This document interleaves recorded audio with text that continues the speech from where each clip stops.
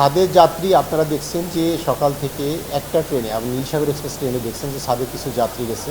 আমরা চেষ্টা করছি আমাদের পক্ষ থেকে তাদের নামানোর জন্য, কিন্তু আমরা যখন নামাতে যাই দেখা যাচ্ছে এটা তাদের নামাতে গেলে ট্রেনটা অধিক বিলম্ব হবে, কারণ একটু বিশৃঙ্খলার সৃষ্টি হবে, ট্রেন অধিক বিলম্ব হবে। আমরা চাই না ঈদের শেষ দিন, আজকে ঈদ যাত্রার শেষ দিন, সেটা আমরাও চাইনি যে কোনো বিড়ম্বনার সৃষ্টি হোক বা কোনো ট্রেন আরও বিলম্ব হোক। যারা বাড়িতে যাচ্ছে তারা খুশি মনে বাড়িতে যাক, তারা ঈদ করুক, সেটাই আমরা চাইছি। এই একটা ট্রেন ছাড়া অন্য কোনো ট্রেনে ছাদে কিন্তু যাত্রী ছিল না। মহুয়া কমিউটার ট্রেন হয়তো অল্প কিছু যাত্রী যেতে পারে, কিন্তু আন্তনগর ট্রেনে কিন্তু আপনার শুধু নীলসাগর ট্রেনেই ছাদে যাত্রী গেছে, অন্য কোনো ট্রেনে কিন্তু ছাদে। আমি এই যে আরও কয়েকটা ট্রেন চালিয়ে আসলাম, আপনার জামালপুর এক্সপ্রেস গেল, কিশোরগঞ্জ এক্সপ্রেস গেল, এইসব ট্রেনে কিন্তু ছাদে কোনো যাত্রী, একজন যাত্রীও কিন্তু ছাদে নেই। আমরা ছাদে দেখেছি উত্তরবঙ্গের কয়েকটা ট্রেনে ছাদে যাত্রী যায়, এটা আমরাও স্বীকার করি, এটা বরাবরই যায়। এটা আমরা কিন্তু যাত্রীদেরকে অনেক আগের থেকেই আমরা নিরুৎসাহিত করছি যে ছাদে ভ্রমণ অনিরাপদ, আপনারা জীবনের ঝুঁকি নিয়ে ছাদে ভ্রমণ করবেন না। এটা কিন্তু আমরা আগের থেকেই যাত্রীদেরকে ছাদে ভ্রমণের জন্য নিরুৎসাহিত করছি।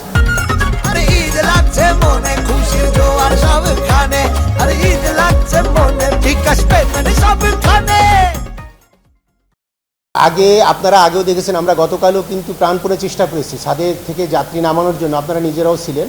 আমরা কিন্তু আমাদের যে কমিউনিটি আরএনবি আছে বা আমাদের জিআরপি আছে বা আমাদের আরএনবি যারা আছে, তারা কিন্তু প্রাণপণে চেষ্টা করছে ছাদের থেকে যাত্রী নামানোর জন্য। কিন্তু আসলে অনেক সময় দেখা যাচ্ছে কি যে ছাদে যাত্রী নামাতে যে ট্রেন বিলম্ব হবে এই কথা চিন্তা করে বা বিশৃঙ্খল সৃষ্টি হবে এই কথা চিন্তা করে অনেক সময় এটা করা হয়ে ওঠে না, এটা সত্যি কথা। উত্তরবঙ্গে আপনারা ঢাকার থেকে দূরত্বর দিক যদি দেখেন তো উত্তরবঙ্গে কিন্তু অনেক দূর।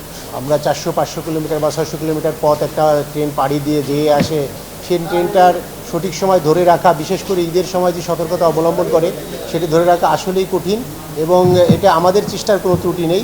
যাত্রী নিরাপত্তার কথা বিবেচনা করে আমরা কিন্তু এটা সবসময় এটা বলে দেওয়া হয় যে যাত্রী নিরাপত্তাটা হচ্ছে প্রথম।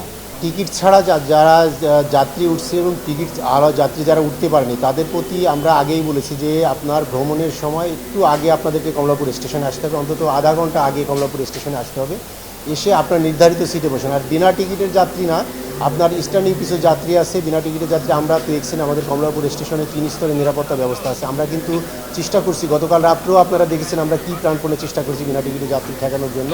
ঈদের শেষ দিকে এসে এটা চাপ সবসময়ই ছিল, এবং আজকেও গতকালকেও সেরকমই আগের মতোই একটা চাপ আমরা লক্ষ্য করছি সন্ধ্যার পরে। আজকে ঈদ অগ্রিম যাত্রার শেষ দিন। বাংলাদেশ রেলওয়ের কমলাপুর রেল স্টেশন থেকে আজকে 67টি ট্রেন ছেড়ে যাবে টোটাল।